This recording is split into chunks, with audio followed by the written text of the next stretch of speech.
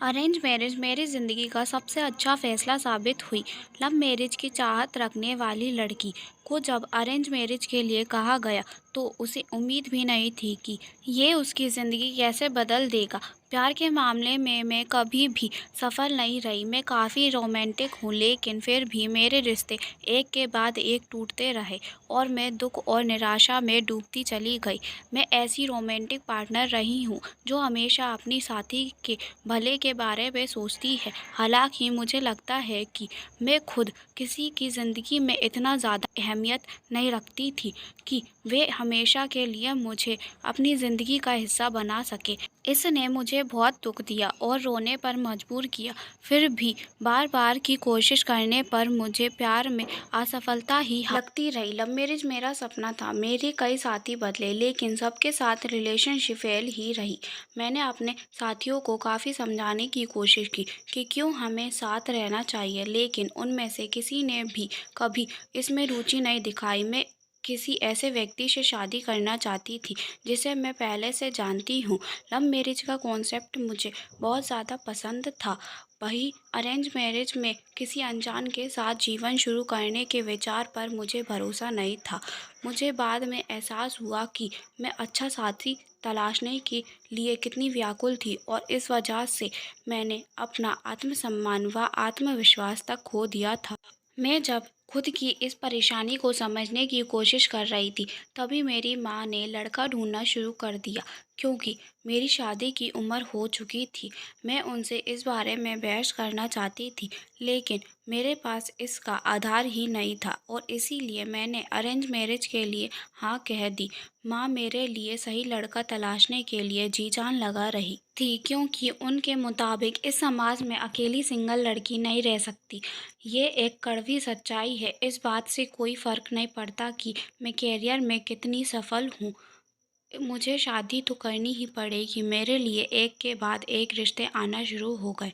एक अनजान से शादी का विचार भले ही मुझे नापसंद था, लेकिन फिर भी मैंने लड़कों से बात करने की कोशिश की। मुझे कोई पसंद नहीं आ रहा था। इस दौरान मुझे ये भी एहसास हुआ कि मैंने पहले की तरह अब लड़कों को आगे बढ़कर इम्प्रेस करने की कोशिश करना बंद कर दी है। अब जब मैं ऐसा नहीं कर रही थी तो लड़के मुझ में ज़्यादा रुचि ले रहे थे। इसी बीच मेरी मुलाकात अथर्व से हुई। वह हैंडसम, चार्मिंग, टॉल था और उसकी खूबसूरत मुस्कान थी। मुझे एकदम से वह भाग गया।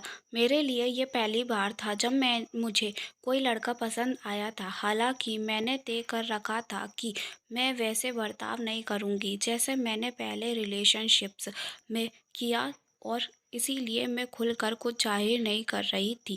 पहले दिन की मुलाकात में हमारे परिवार के बीच सब कुछ अच्छा रहा। हमने भी नंबर लिए और आगे मिलते रहने की बात कही।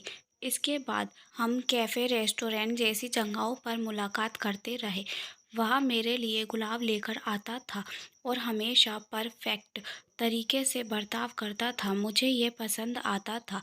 हमें मिलते हुए 3 महीने हुए तो मैंने उसे अपने पुराने रिश्तों और अनुभवों के बारे में बताया। उसने कहा कि उसे मेरे पास्ट से कोई मतलब नहीं है और मुझे भी पुरानी बातें भूल जानी चाहिए। इसने मेरे दिल को पिघलाकर उसे खुशी से भर दिया। हम दोनों ने एक दूसरे का रिश्ता स्वीकार किया। इसने मुझे बेहद खुशी दी। 5 महीने बाद हमारी धूमधाम से शादी हुई। मैं और गेंजा लहंगा पहनी थी और अथर्व डैशिंग नज़र आ रहा था। हम दोनों शादी के फेरे लेते हुए हमेशा के लिए एक दूसरे के होने जा रहे थे। सबसे अच्छा हिस्सा ये था कि शादी करने के लिए मुझे अपने पुराने बॉयफ्रेंड की तरह अथर्व को मनाने की या फिर इम्प्रेस करने की ज़रूरत नहीं पड़ी। हम दोनों के बीच सब कुछ स्वाभाविक तरीके से हुआ। हमारी शादी को 3 साल हो चुके हैं और ये शायद बताने की भी ज़रूरत नहीं है कि मेरे लिए ये विवाह ज़िंदगी का सबसे अच्छा फ़ैसला साबित हुआ है। अथर्व के साथ रहते हुए मुझे समझ आया कि असल मायने में कमिटमेंट, रिलेशनशिप और प्यार का मतलब क्या होता है। ऐसी ही और कहानियों के लिए हमारे चैनल को सब्सक्राइब ज़रूर करें।